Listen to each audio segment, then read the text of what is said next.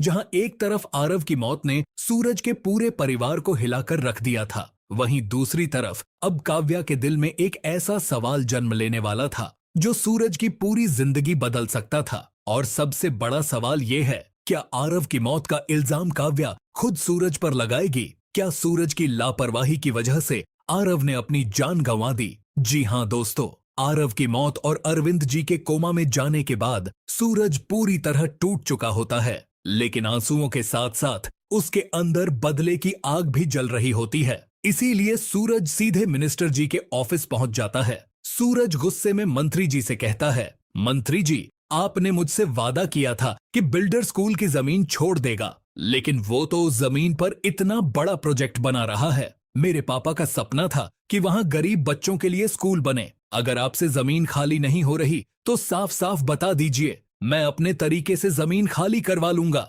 सूरज की ये बात सुनकर मंत्री जी शांत लहजे में कहते हैं, सूरज, उस जमीन को भूल जाओ, तुम्हें स्कूल ही बनाना है ना, मैं तुम्हें कहीं और जमीन दिलवा देता हूँ। ये बात सुनते ही सूरज का गुस्सा 7वें आसमान पर पहुंच जाता है, लेकिन असली झटका तब लगता है जब सूरज की नजर मंत्री जी के टेबल पर रखे पैसों से भरे बैग पर पड़ती है। अब सूरज को सब कुछ समझ आ जाता है। वो मंत्री जी की आंखों में आंखें डालकर कहता है, आप जैसे नेताओं की वजह से ही हमारा देश दिन ब दिन खोखला होता जा रहा है। जनसेवक के नाम पर आप लोग समाज पर काला दाग हो। आप गरीबों का हक मारकर अमीरों का पेट भरते हो। सूरज मंत्री जी को खूब खरी खोटी सुना देता है और फिर गुस्से में कहता है, मैं वादा करता हूँ ये IAS सूरज सिंह आपकी हर काली करतूत पूरी दुनिया के सामने लेकर आएगा। लेकिन कहानी का सबसे बड़ा ट्विस्ट तब आता है जब सूरज निराश होकर घर लौटता है। काव्या उसके पास आती है और बेचैनी से पूछती है, भैया, मंत्री जी ने क्या कहा?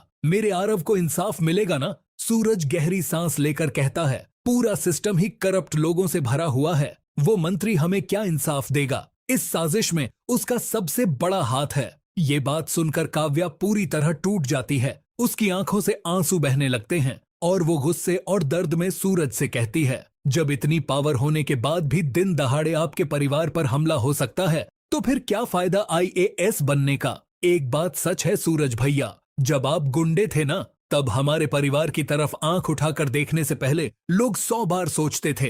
काव्या की ये बात सूरज के दिल को चीर देती है। सूरज खुद को दोषी मानने लगता है और धीरे से कहता है, न मैं अपनी बहन का सिंदूर बचा पाया और न ही अपने पापा का सपना। शायद तुम सही कह रही हो काव्या, इस देश में सिर्फ कानून के भरोसे कभी इंसाफ नहीं मिलता। अब सूरज के चेहरे पर एक अलग ही गुस्सा दिखने लगता है, जैसे उसने कोई बहुत बड़ा फैसला कर लिया हो। तो दोस्तों, क्या सूरज IAS की कुर्सी छोड़कर एक बार फिर से गुंडा बन जाएगा? क्या सूरज करप्ट सिस्टम के खिलाफ अपने पुराने अंदाज में जंग लड़ेगा, या फिर मंत्री जी की अगली साजिश सूरज की जिंदगी को और बर्बाद कर देगी? अपनी राय कमेंट में जरूर बताइए। वीडियो को लाइक करें और चैनल को सब्सक्राइब करना बिल्कुल मत भूलिए। तो चलो दोस्तों, आने वाले एपिसोड की कहानी को अब जरा विस्तार से देखते हैं।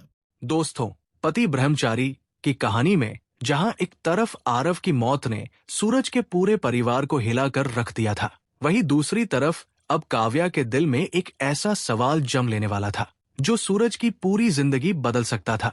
और सबसे बड़ा सवाल ये है, क्या आरव की मौत का इल्जाम काव्या खुद सूरज पर लगाएगी? क्या सूरज की लापरवाही की वजह से आरव ने अपनी जान गंवा दी? रात का अंधेरा, गांव की सुनसान गलियां, हवा तेज चल रही थी और उसी रात एक बड़ी घटना होती है। आरव का खून से लथपथ मिलना। लोग डर जाते हैं, ये एक्सीडेंट है या मर्डर? कोई जवाब नहीं होता। बस एक चीज क्लियर होती है, आरव जिंदा नहीं बच सकता। सूरज आरव को लेकर हॉस्पिटल भागता है। उसके हाथ कांप रहे होते हैं। डॉक्टर, प्लीज आरव को बचा लो। ऑपरेशन थिएटर के बाहर सिर्फ इंतजार होता है।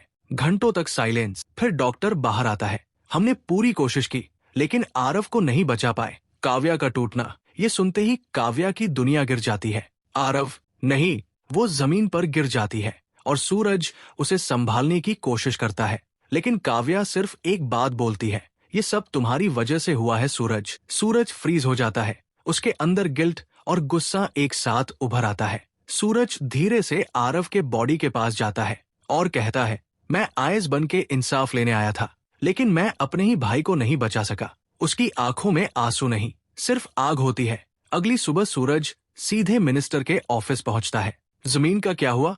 आरव मर चुका है और आप अगर आपको वीडियो अच्छा लगा तो लाइक और सब्सक्राइब अवश्य कर दे।